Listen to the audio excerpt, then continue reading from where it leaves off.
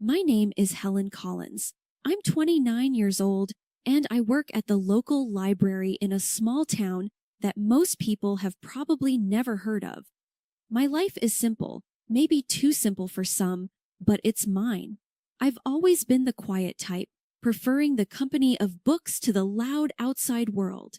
The library is my sanctuary.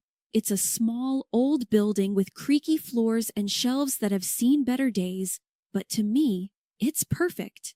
Every day I open the library doors at 8 a.m., turn on the lights, and breathe in the familiar scent of books. It's a routine that never gets old. My parents passed away when I was young, so I was raised by my grandmother. She was a kind woman, always encouraging me to read and learn. But she's gone now too, and I'm all alone. No siblings, no close relatives, just me and my small world. Good morning, Helen.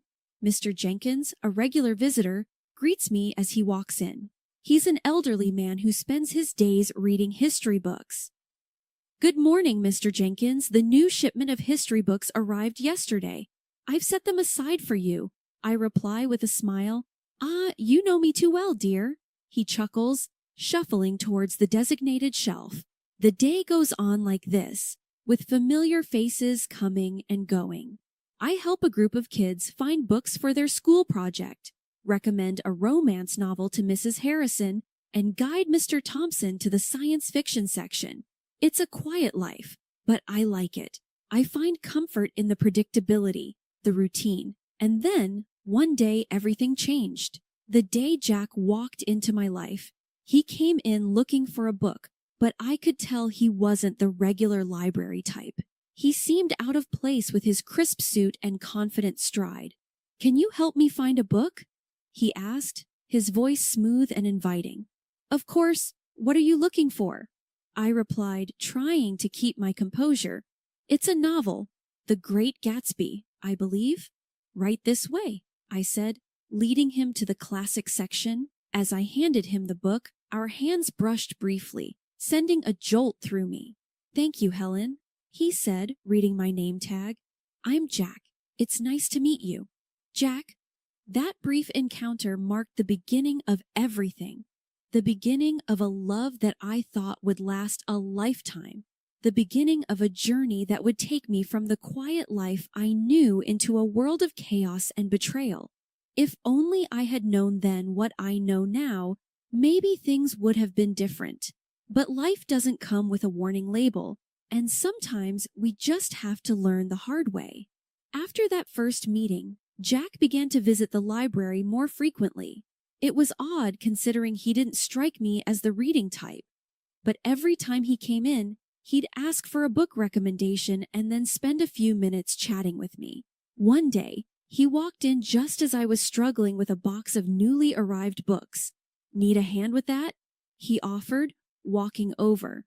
That would be great, thanks, I said, relieved as we placed the books on the shelves. He asked, So, Helen, what got you into working at a library? I shrugged. I've always loved books. They're like friends, you know. Plus, it's nice and quiet here. He laughed. I can see that. It's like a whole different world. Our conversations grew longer with each visit.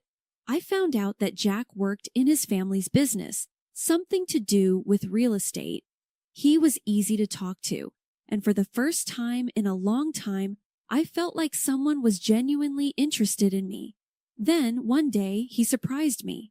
Helen, would you like to have dinner with me tonight? He asked, a hopeful look in his eyes. I was taken aback. Like a date? Yes, like a date, he smiled. I hesitated. This was new territory for me, but there was something about him that made me want to say yes. Okay, sure, I'd like that, I replied, trying to keep my voice steady. We went to a small restaurant in town. It wasn't fancy, but it was cozy. We talked about everything and nothing, and for a few hours, I forgot about my usually solitary life walking home. Jack said, I had a really great time tonight, Helen. You're very different from the people I usually meet. I didn't know how to respond, so I just smiled. He continued, I'd like to see you again. Would that be okay? I nodded. Yes, I'd like that. From then on, we started seeing each other more regularly. He'd take me out to dinner, or we'd go for walks. It was nice. For once, I felt like I was part of something more, part of a world that wasn't just about books and quietness. It wasn't long before I fell for him hard. He was charming and attentive, and he made me feel special. And when he proposed, I didn't hesitate. I said yes. Looking back, I wish I had seen the signs. I wish I had known that the charm was just a mask, a cover for something much less pleasant. But love has a way of blinding you, of making you ignore the warning signs. And I was very much in love. Or at least, I thought I was. After Jack and I got engaged, things started to change. It began with his parents. They didn't approve of me from the start. They thought I was below their son because I didn't come from money. The first time I met them, it was clear they didn't like me. We were at their house for dinner and I was nervous. It was a big, fancy house, nothing like what I was used to. Helen, this is my mother, Margaret, and my father, Richard, Jack introduced. Nice to meet you, I said, trying to smile. Margaret looked me up and down. So you're the girl who works at the library? Yes, I am, I replied, feeling smaller by the second. Richard chimed in. Jack, couldn't you find someone more suitable? I felt like crawling into a hole. The dinner was long and uncomfortable. They made it clear they thought I wasn't good enough for their son. But Jack stood up for me, which made me love him even more. Before our wedding, they insisted on a prenuptial agreement. They said it was just a formality. I didn't have much to lose, so I agreed without making a fuss. Once we got married, I moved into Jack's house, which was actually his parents' house. They had given it to him as a wedding gift, but they acted like it was still theirs. His parents came over all the time, unannounced. They'd walk in and start ordering me around. Helen, make us some coffee, Margaret would demand as soon as she walked in. And I would without saying anything. I didn't want to cause trouble. One day, Margaret pointed at the TV and said, Remember, Helen, in case of divorce, you can't claim this. It was like that with everything. They reminded me constantly that everything in the house wasn't mine. Jack started changing too. He wasn't the man I fell in love with. He started joining in on the jokes his parents made about me. One evening, I was trying to decide what to wear for a family event. I asked Jack for his opinion. This one makes you look less drab, he said, laughing. I was hurt. It was like he was a different person around his parents. He didn't stand up for me anymore. Instead, he laughed along with them. It was exhausting living in that house. I felt like an outsider, an unwanted guest. I kept hoping things would get better, but they only got worse. The stress got to me. I started having stomach pains, bad ones. I tried to ignore them, but one day I collapsed at the library. I woke up in the hospital. The doctor said it was stress-related. I was in the hospital for a few days. Jack didn't visit. He didn't even call. I felt so alone. Then, one day, a notary came to my room. He had news. My great-aunt, someone I barely remembered, had passed away, and she had left me her fortune. $30 million. I couldn't believe it. I didn't even know what to do with that kind of money. But suddenly, I wasn't just the poor girl from the library anymore. When Jack and his parents found out, they came to visit. Suddenly, they were all smiles and sweetness. Darling, we're so happy for you, Margaret said, her voice dripping with fake concern. Yes, we're a family. We should support each other, Richard added. I didn't buy it. It was too much of a change. After they left, I overheard them talking outside my room. They didn't know I was listening. She's such a fool. Can you believe our luck? Jack laughed. We need to make sure she doesn't leave you, Jack. Maybe you should have a child with her. That will tie her down, Margaret suggested. I felt sick to my stomach. These people didn't care about me. They just wanted my money. I knew then what I had to do. I had to get out of that house, away from these people.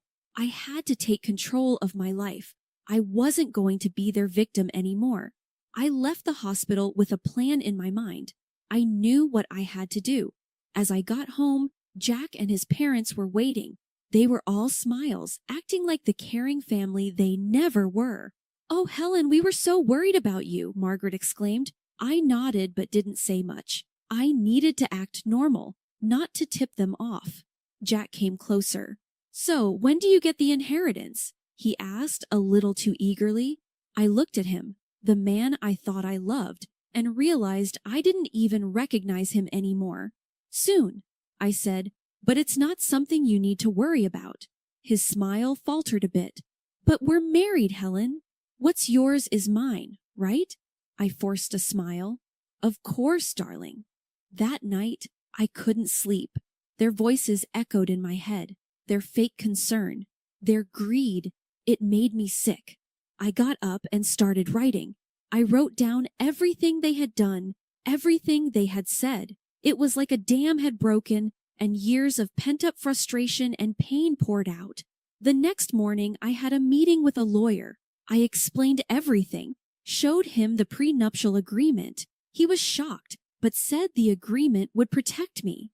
"You're doing the right thing," he assured me. When I got back, I found Jack and his parents in the living room. They looked up as I walked in. "There she is, our brave girl," Richard said, with a smile that didn't reach his eyes. I sat down, clutching my purse. "I have something to say." They all looked at me, curious. "I'm filing for divorce," I said, my voice steady. The room went silent. Then Margaret erupted. "What? You ungrateful little—" Jack was on his feet. "Helen, you can't be serious. We love you." "Do you, Jack? Because I don't feel loved. I feel used," I interrupted. Margaret was fuming. "We'll sue you. We'll take half of your inheritance." I reached into my purse and pulled out a copy of the prenuptial agreement. "Actually, you can't. This says neither of us can claim the other's property in case of divorce." They were speechless. For the first time, I felt in control. I stood up. "I'm leaving. I don't want any of you to contact me." I walked out of that house, their shouts and insults trailing behind me. It was the hardest thing I'd ever done. But as I drove away, I felt a weight lift off my shoulders. I was free, free from their disdain, their manipulation. For the first time in a long time, I felt like I could breathe. I didn't know what the future held, but I knew it had to be better than the past. I rented a small apartment in the city. It was nothing fancy, but it was mine. For the first time in years, I felt a sense of peace. I was still dealing with the divorce, but I felt like I could handle it. One day, I got a call from the lawyer. "Helen, there's something you should know about your great-aunt's will." I was puzzled. "What about it?" "There's a condition. You need to use a portion of your inheritance for a charitable cause. It was your great-aunt's final wish." I was surprised. I had no idea. The lawyer continued. "She was quite the philanthropist. It seems she wanted to pass that on to you." I hung up the phone, deep in thought. My great-aunt had given me a chance to do something good. It felt like a sign, a push in a new direction. I started researching charities and causes. I wanted to do something meaningful, something that would make a difference. That's when I stumbled upon a small organization that helped women who were victims of domestic abuse. It struck a chord with me. I contacted them and set up a meeting. The woman I met, Linda, was passionate and dedicated. We provide shelter, legal aid, and counseling to women who have nowhere else to go, Linda explained. I listened, moved by the stories she shared. "I want to help," I said, feeling a sense of purpose I hadn't felt in years. With Linda's guidance, I used a part of the inheritance to fund a new shelter. It was an incredible feeling, knowing I was helping other women find a way out, just like I had. A few weeks later, Linda invited me to the opening of the shelter. It was a small event, but the atmosphere was full of hope and gratitude. As people mingled, I noticed a familiar face in the crowd. It was Sarah, an old colleague from the library. Helen, is that you? She asked, surprised. Sarah, it's been so long, I said, hugging her. What are you doing here? She asked. I told her about the shelter, about my involvement. She listened, her eyes wide. That's incredible, Helen. I had no idea. It's a new chapter for me, I said, smiling. We spent the evening catching up. It felt good to reconnect with an old friend. It felt like pieces of my life were slowly falling back into place. As the event wrapped up, Linda came over. Helen, I can't thank you enough. This shelter will change lives. I looked around at the faces of the women who now had a safe place to go. It's the least I could do, I said, feeling a warmth in my heart that I hadn't felt in a very long time. The days started to blend into one another, each filled with the rewarding work at the shelter. I was finding a new sense of purpose, something that was truly mine. Then, out of the blue, my phone rang. It was a number I hadn't seen in a while, Jack. My heart raced with a mixture of emotions, but curiosity won. Hello, Jack, I said, my voice calm. Helen, I need to talk to you. Can we meet? It's urgent. His voice sounded desperate.